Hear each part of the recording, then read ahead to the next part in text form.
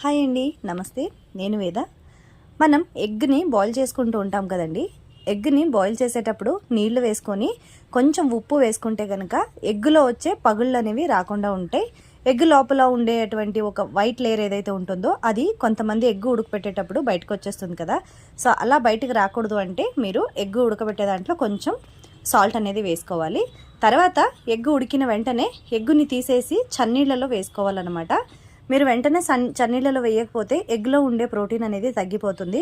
అలాగే మనం egg cut చేసుకుంటాం కదండి. ఎగ్ కట్ చేసుకునేటప్పుడు ఒక లోపల మనకి ఒక లైట్ అండ్ డార్క్ కలర్లో ఒక లేయర్ ఏదైతే వస్తుందో ఆ లేయర్ అనేది మనకి రాకుండా పోతుంది.